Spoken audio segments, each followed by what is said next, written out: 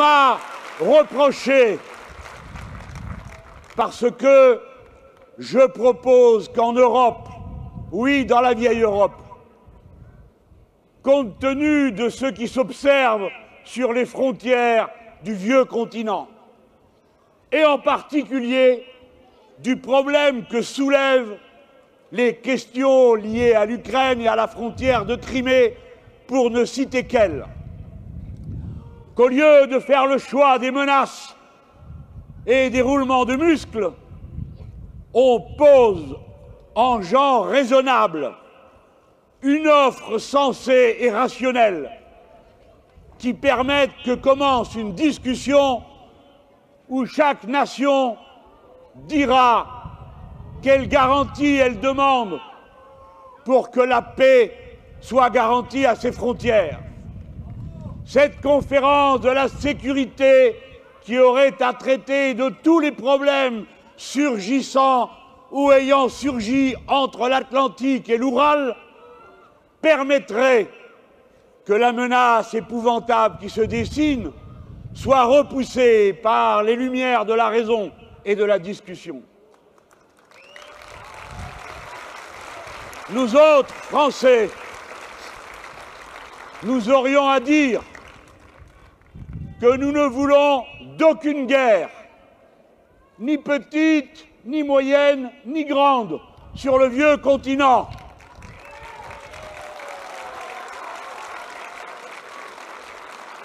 Et si vous le voulez, je retirerai l'accord donné de manière bien frivole par François Hollande au sommet de Chicago en 2012, lorsqu'il a permis que soient installées des batteries de missiles antimissiles en Pologne, sous prétexte de menaces iraniennes, qui en réalité aujourd'hui ne font face qu'à la Russie et à 75% de son dispositif de défense.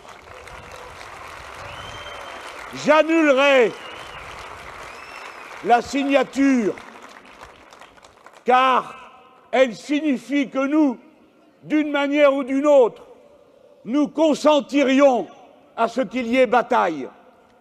Et ce n'est pas notre avis. Je vous propose que nous nous retirions des enchaînements mortels et désastreux que contient l'OTAN et que nous en sortions.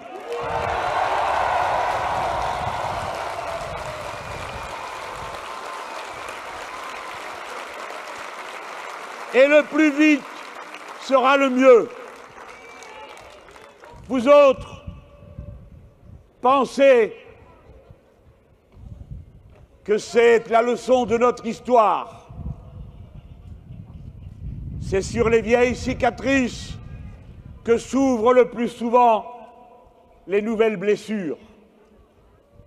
On m'a reproché, parce que je propose de parler, de négocier, de faire de la diplomatie plutôt que des guerres, sachant qu'aucune de ces violences n'a jamais réglé aucun problème. Aucun, nulle part.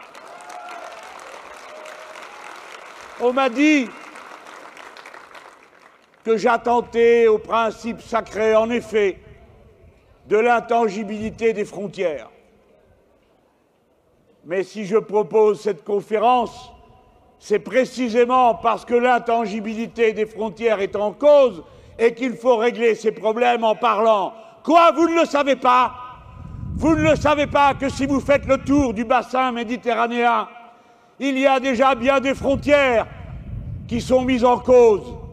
Dois-je vous rappeler comment le ministre des Affaires étrangères de la Grande-Bretagne vient d'évoquer le cas particulier de Gibraltar après le Brexit, en faisant valoir que, le cas échéant, les Anglais sauraient se souvenir de comment ils ont violé l'Amérique du Sud au Malouines.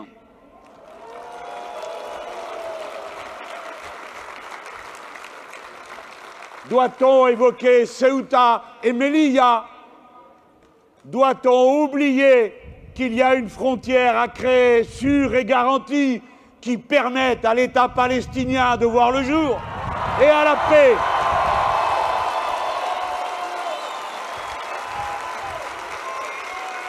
Faut-il rappeler que Chypre est coupé en deux depuis l'occupation turque? Faut-il négliger ce fait que l'Albanie d'un côté, la Grèce et la Bulgarie, chacune du leur, montrent la Macédoine du doigt et en désigne une partie comme étant de son propre territoire? Doit-on oublier que si, à la suite des fourgons de l'OTAN, nous avons dépecé la Serbie du Kosovo, que d'innombrables pays ne reconnaissent pas, c'est-à-dire la majorité de l'humanité, toutes ces frontières bousculées nécessitent qu'à présent, on en parle au calme et sur la vieille Europe. Non seulement celles qui sont à l'Est nous permettent de rappeler qu'il y a un principe auquel se réfèrent les Français lorsqu'ils parlent d'intangibilité des frontières. Ce principe, c'est aussi le droit des peuples à disposer d'eux-mêmes, et parfois ce droit conduit à changer les frontières.